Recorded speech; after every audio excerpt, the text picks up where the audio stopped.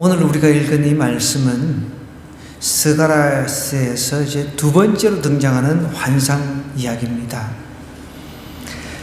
지난주에도 우리가 이야기했지만 여러분, 환상이라고 하는 것 잘못 보면 이게 문제가 엄청 크게 생기죠. 어떤 사람은 환상을 잘못 봐가지고 아주 이단으로 그냥 빠지기도 합니다. 그런데 우리는 하나님께서 보여주시는 환상을 잘 해석하고 그것이 우리 신앙생활에 도움만 된다 그러면은 참 환상이 굉장히 우리에게 유익합니다. 꿈도 마찬가지입니다. 우리가 흔히 말하는 개꿈이라고 하는 것, 뭐 아무 소용도 없는 꿈이라고 이야기를 하죠. 그러나 꿈도 영적인 꿈이 있다는 것이죠. 환상하고 꿈하고는 조금은 차이가 있다고 이야기를 했습니다. 환상은 꿈을 통해서 이제 그 비전을 볼 수가 있어요. 어제만 해도 제가 꿈을 꿨는데 꿈을 3개나 꿨어요. 3개나. 일어나서 하나 꾸고 또 화장실 갔다 와서 또 잤는데 또 꾸고 뭐 이런 식으로. 꿈이라고 하는 것은 여러분 각자가 꿈을 안 꾸는 사람은 아무도 없습니다. 나는 저는 꿈을 안 꾼다 손 들어보세요. 아무도 없죠. 꿈은 안 꿀 수가 없어요. 내가 기억을 못할 뿐이지. 그런데 그 꿈 속에서 하나님께서 보여주시는 환상이 있다는 것이죠. 환상은 내가 눈을 뜨고서 볼 수 있는 것일 수도 있다고 이야기를 했습니다. 그런데 이 환상이라든지 이 꿈이라고 하는 것이 하나님께서 앞으로 될 일, 앞으로 이제 될 일들을 보여주는 것들이 있기 때문에 우리가 무시해서는 안 되는 거예요. 그래서 어떤 사람들은 꿈을 이제 꾸기 때문에 항상 옆에 잘 때는 메모할 수첩을 놔놓고 이제 자는 사람들이 있습니다. 자다가 깨면은 그 꿈을 갖다가 빨리 이제 적어야 되니까. 어떤 경우는 그 꿈이 영적인 꿈일 수 있다는 것이죠. 그러면은, 이 꿈을 통해서 하나님께서 나에게 이렇게 말씀하시는 것 같다. 그럼 빨리 그것을 이제 내가 캐치를 해가지고 빨리 이제 기록을 해놓는 게 좋은 거죠. 왜냐하면 어떤 때는 내가 꿈을 꾸고 환상 같은 걸 봤는데도 잊어버린 경우가 있잖아요. 그런데 어느 순간에 막 바쁜 일상생활 속에서 막 지나가다가 막 잠시 이렇게 내가 생각을 했는데 그게 떠올라. 그런 경우가 있단 말이죠. 그러니까 하나님께서는 다양하게 꿈을 통해서 성경 말씀을 통해서 성경을 우리가 사람들이 잘 안 읽기 때문에 어떤 사람은 이제 그 환상을 통해서 하나님을 만나서 성경을 이제 읽는 사람들도 있거든요. 그러니까 여러분, 나는 환상만 봤으면 좋겠다. 성경 필요 없다. 그게 아니라 성경이 기본이죠. 기본인데 성경을 열심히 읽고 읽는 것만 했으면 되는 게 아니라 읽고 깊이 있게 묵상을 해야 됩니다. 묵상을 하고 항상 제가 늘 강조하는 게 무엇입니까? 여러분, 영성이라고 하는 말 들어보셨죠? 영성의 속도를 우리가 저 사람 영적이다 이런 것을 우리가 어떻게 알 수가 있겠습니까? 자, 그러면은 가장 좋은 방법은 그 사람이 예수님에 대해서 단 5분도 잊지 않는 것, 그걸 우리는 영성의 척도로 볼 수 있는 거죠. 여러분, 남녀가 교제를 해요. 남자죠. 우리 흔히 말하는 그 여성들이 남자들한테 자기나 5분도 잊지 마. 막 그런 이야기를 하는 경우도 있어요. 몇 초도 잊지 못하도록. 내 생각하면서 자. 뭐 이렇게 연애를 안 해보셨나 보네. 잘 때 꼭 내 생각하고 자. 내 꿈꿔. 뭐 이러잖아요. 그래서 그런 이야기를 많이 한단 말이죠. 그러니까 우리가 영성의 척도라고 하는 것도 내가 하루에 5분, 절대로 5분 동안 예수님을 생각하지 않는 그런 우를 범하지 않겠다. 그런 마음을 가지고 있으면 된다는 거죠. 그러면 하나님께서 나에게 그 영적인 필요를 채워주기 위해서 앞으로 될 일을 환상이든 꿈을 통해서든 가르쳐 주신다는 거죠.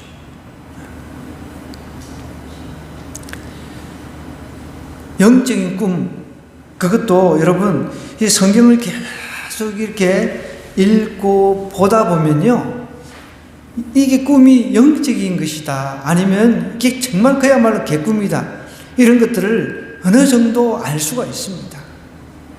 여러분, 우리가 그 구약 성경에 보면은 요셉이 꿈을 해석해 줘가지고 총리가 됐잖아요.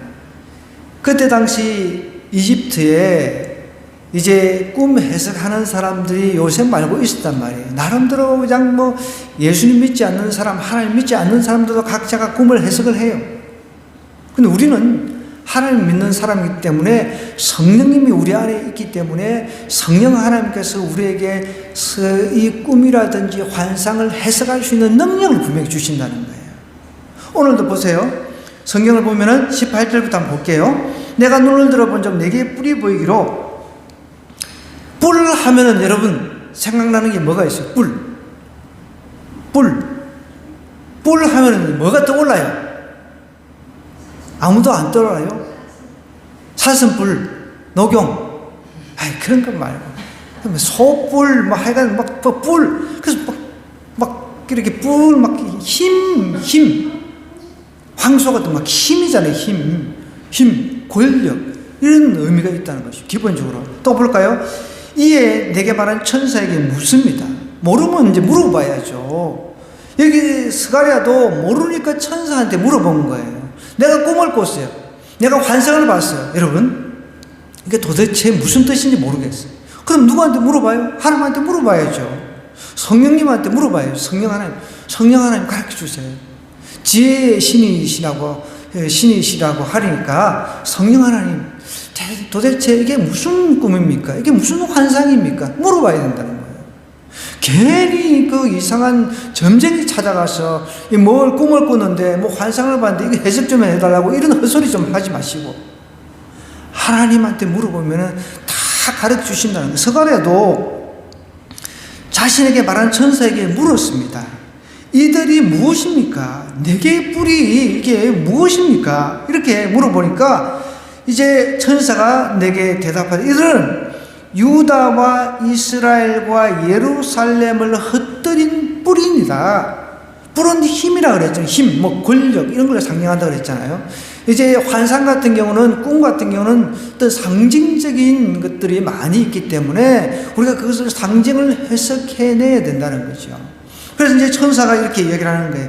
유다와 이스라엘과 예루살렘을 흩뜨린 뿔이다. 그러니까 유다와 예루살렘, 남쪽 유다가 있고 북쪽 이스라엘이 있잖아요.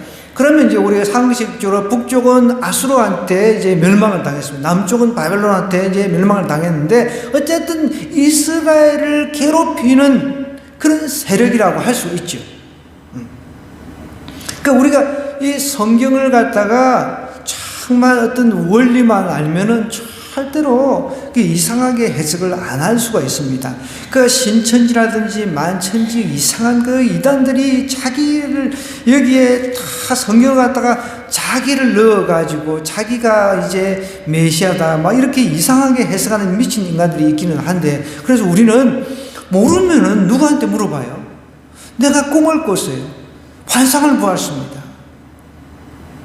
도대체 이게 무슨 뜻이 모르면 하나님한테 물어보면 됩니다. 그러면은 하나님께서 우리에게 어떻게 물론 우리에게 귀에 누구누구야 막 이런 뜻이다 뭐 이렇게 하는 경우도 있죠. 그런 경우는 극히 드뭅니다.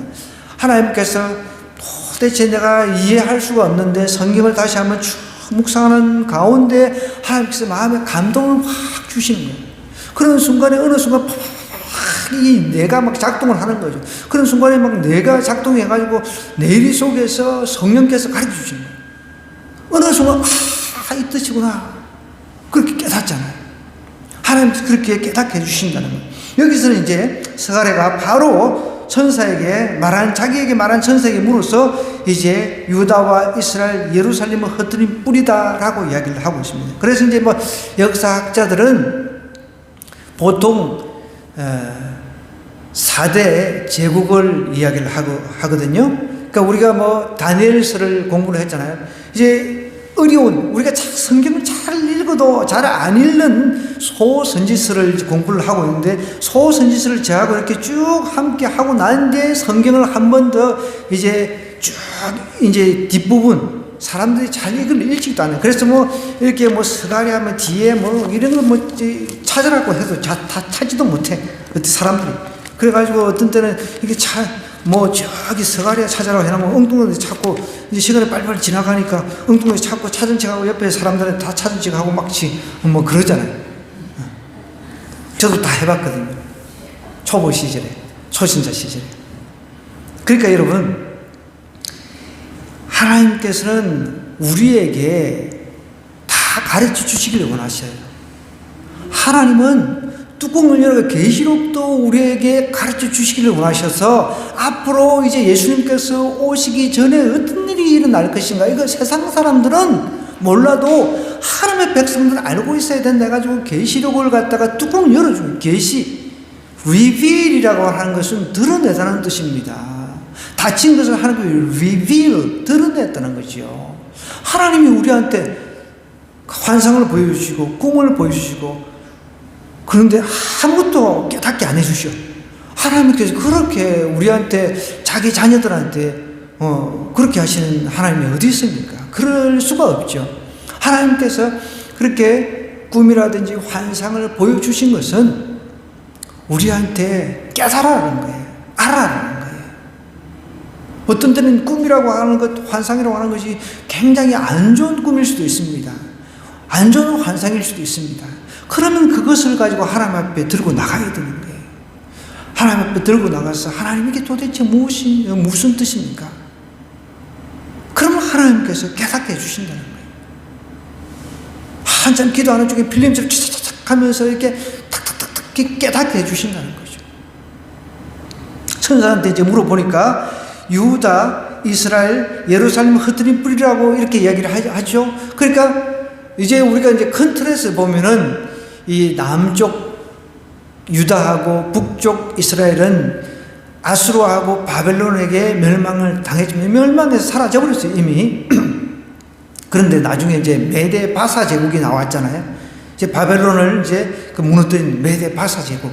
그 다음에 그리스 헬라 제국. 그 다음에 로마 제국 나왔단 말이에요. 이런 제국들한테 이스라엘이 엄청나게 고통을 당했거든요. 그러니까 그런 네 개의 제국으로 또 볼 수가 있는 것이죠. 어쨌든 확실한 것은, 너무 명명백백하게 확실한 것은 여기 성경에서 말하는 것, 유다와 이스라엘과 예루살렘을 흩뜨린 뿌리라는 거예요. 그 권력이라는 것이죠. 그런데 하나님은 분명히 성경 곳곳에서 이야기를 하고 있습니다. 하나님께 택한 백성을 괴롭힌 사람 가만두지 않는다는 거예요. 여러분, 이거는 우리 가정에서도 우리 주변에서도 적용이 되는 겁니다. 가족끼리도 서로 괴롭히고 하는 사람들 있잖아요. 부부 안에서도. 또 자녀가 부모를 갖다가 아주 힘들게 하고, 부모가 자녀를 또 힘들게 하고. 여러분, 하나님께서 그런 것도 가만두지 않으신다는 거예요. 하나님의 백성을 대적하는 자들은 하나님께서 반드시 하나님께서 친히 대적해 주신다는 거예요. 이스라엘과 예루살렘, 유다를 흩뜨린 뿔, 이제 하나님께서 어떻게 20절에 말씀하신지 볼까요? 그때 여호와께서 대장장이 4명을 내게 보이시기로. 대장장이는 무엇입니까? 뭔가 이렇게 깎아가지고 이렇게 만드는 사람들 말하는 거잖아요. 그죠? 대장장이. 뭔가 기술자를 말하는 겁니다. 그래서 우리 장이 그랬죠. 쟁이, 우리 시골에서는 쟁이라고 그랬어요. 어떤, 뭐라고 합니까? 기술자를 갖다가 쉽게 말해서 좀 낮추어 부르는 그런 의미도 있었던 것 같아요. 우리 시골에 있을 때는 이제 예를 들어서 그 방앗간에서 이제 일하시는 이제 사장님, 뭐 이렇게 방아쟁이 이렇게 불렀단 말이에요. 그러니까 이제 그 분야에서는 사실 기술자잖아요, 기술자. 그런데 그 잘한다는 표현을 갖다가 좀 낮추어서 이렇게 표현을 한 것이죠. 장이라고 이야기를 합니다. 뭔가에 특별하게 이렇게 잘하고 하는 사람을 이제 장이라고 하는데, 대장장이 4명을 하나님께 보이시는 것은 하나님께서 대장장이를 통해서 이스라엘을 괴롭힌 그런 제국들을 하나하나 쳐 부신다는 것입니다. 여러분, 우리 하나님 믿는 사람들은요, 누구한테 괴롭힘 당했으면 하나님께서 반드시 갚아주십니다. 저도 살다 보면 억울한 일 있잖아요. 그러면 바로 대놓고 기도합니다. 하나님, 저는 반드시 나한테 한 것대로 갚아주세요. 아니, 여러분, 시편에 보면은 그런 내용 다 나오잖아요. 그거 그렇게 기도한다고 해서 나쁜 게 아닙니다. 우리는 하나님 자녀인데 억울함 당했어요? 그러면 그렇게 기도하셔야 돼요. 하나님 지금 너무 억울해요. 하나님 갚아주세요. 하나님께서 보십시오. 대장장의 내명을 보여주신 것은 무엇입니까? 하나님께서 이스라엘 택한 백성, 이스라엘을 괴롭힌 이 제국, 그게 네 제국이 되었던 두 제국이 되었던 하나님이 다 하나하나 다 갚아주신다. 여러분, 그래서 하나님 믿는 사람 잘못 건드리면 안 되는 거예요. 하나님 믿는 사람을 잘못 건드리면 안 된다고요, 여러분. 가정 안에서도 하나님 믿는 사람이 하나님 믿는 사람을 괴롭혀, 이건 있을 수가 없어요. 그럼 하나님 안 믿는 사람이에요. 자녀가 부모를 갖다가 괴롭혀? 그럼 하나님 안 믿는 거죠. 그거는 하나님 안 믿는 것일 뿐만 아니라 사형죄에 해당한다고 그랬어요, 성경에는. 그리고 가정에서도 남편도 아내 괴롭혀가지고 진짜 못 살겠다 이런 말이 나오면 안 된다는 거죠. 저기 우리 주희가 괴롭혔어요? 목을 치네, 목을. 사형죄. 성경은 여러분 그걸 아주 정확하게 이야기를 하고 있습니다.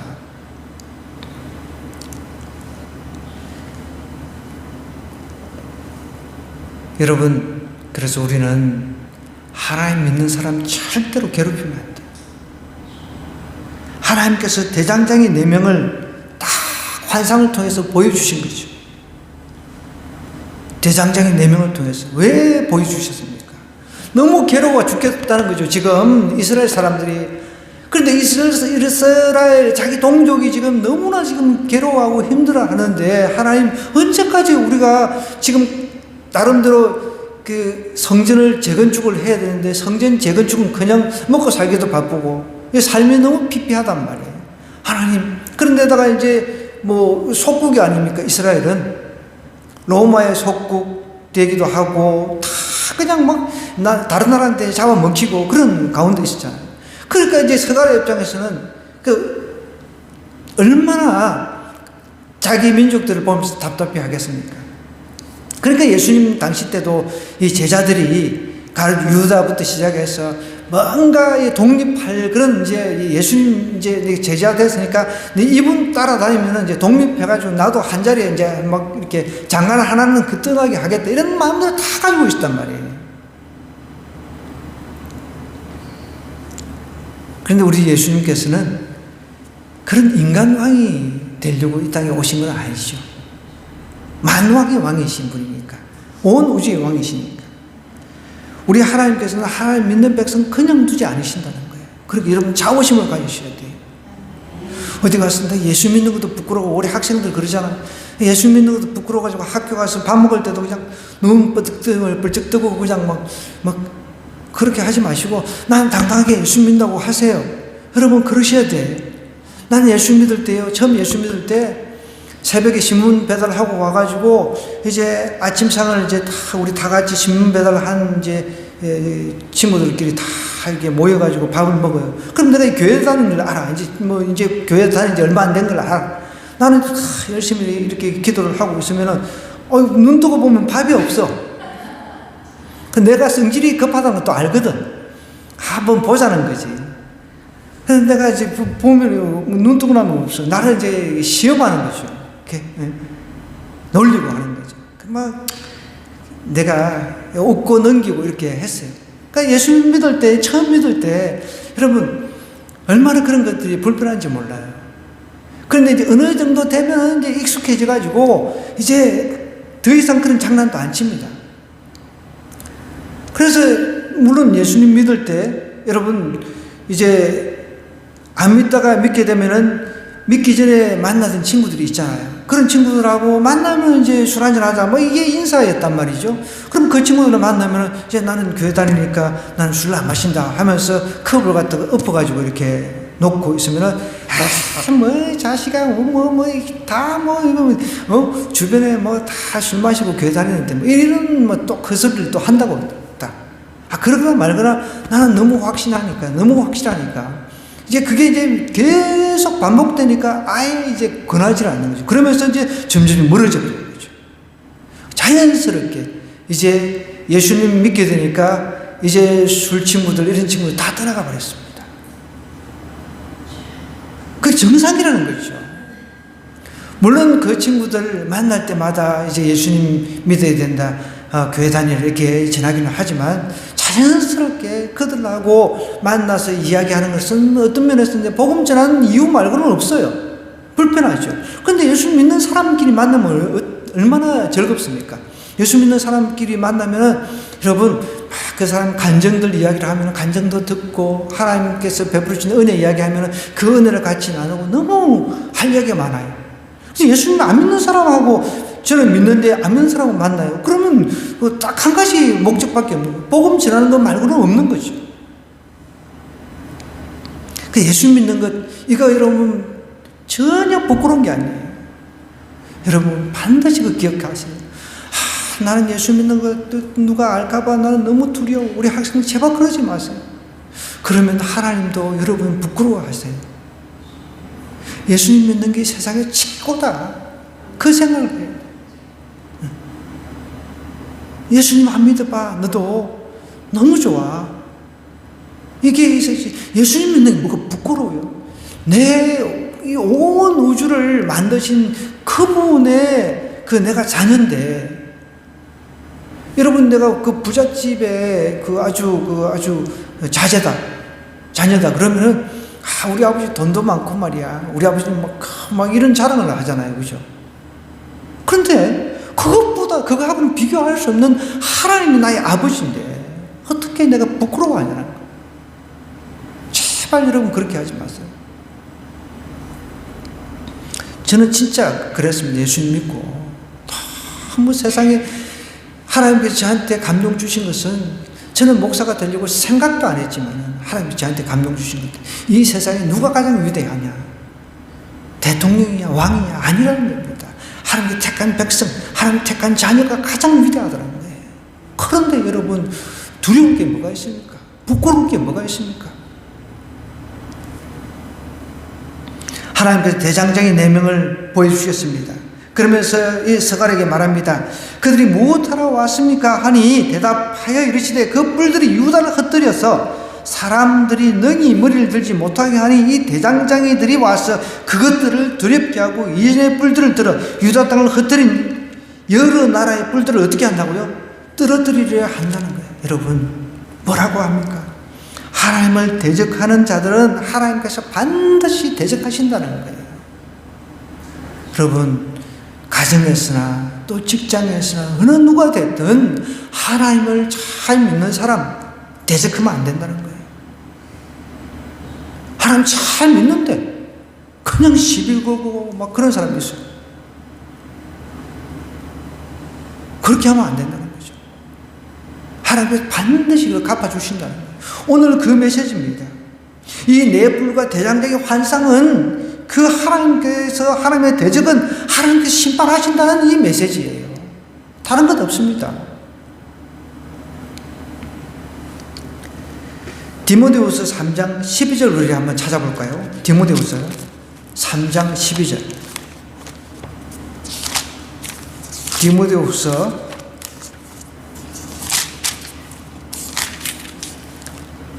3장 12절. 제가 가지고 있는 성경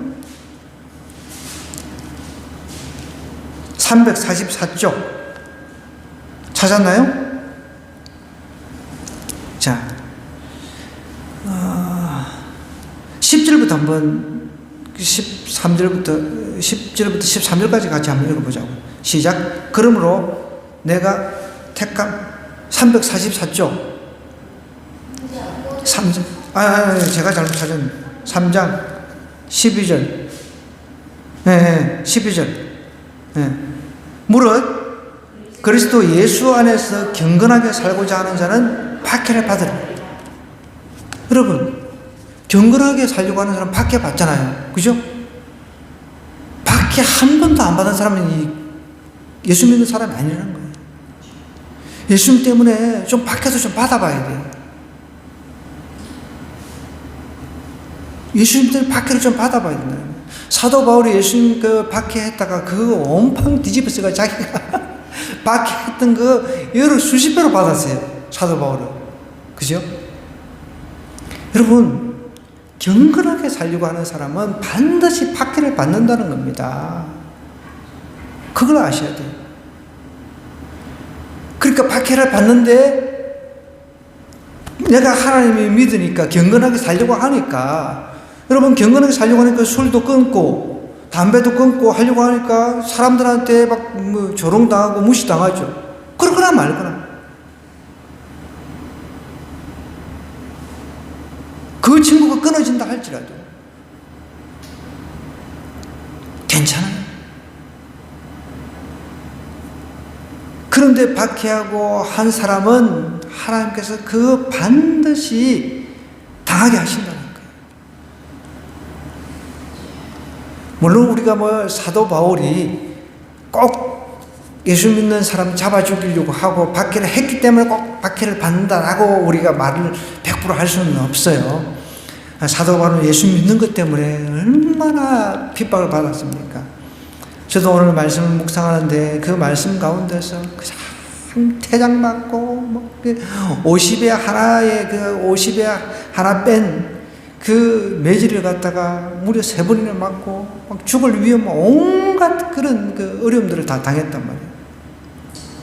하나님은 그렇게 박해를 당한 사도 바울을 그 박해 가운데서도 복음의 전령으로 사용을 하셨잖아요. 그죠? 하나님은 우리를 더 경건하게 만들기 위해서 박해를 허용을 해주세요. 허용을 하시는데 박해를 하는 사람들은 하나님께서 그냥 두지 아니하신다는 거예요. 이 네 불과 대장장이, 이 4명이 바로 그 이야기입니다. 악이 득세하는 것 같아요. 그죠? 뭔가 악이 득세하는 것 같잖아요. 그죠? 그런데 궁극적인 승리는 우리 하나님 믿는 사람의 것이라는 거죠. 궁극적인 승리는. 그걸 아셔야 돼요. 하나님 백성은 하나님께서 반드시 지키시고 보호해 주세요. 근데 대적하는, 난 대적하는 자의 입장에 서면 안 돼. 절대. 그게 가정이든 직장이든 내가 속한 사회든 뭐 학교든 누구든 마찬가지입니다. 절대로 예수 믿는 사람 대적을 해서는 안 된다는 거예요. 하나님 믿는 사람. 하나님께서 그것을 다 갚아주신다는 거예요.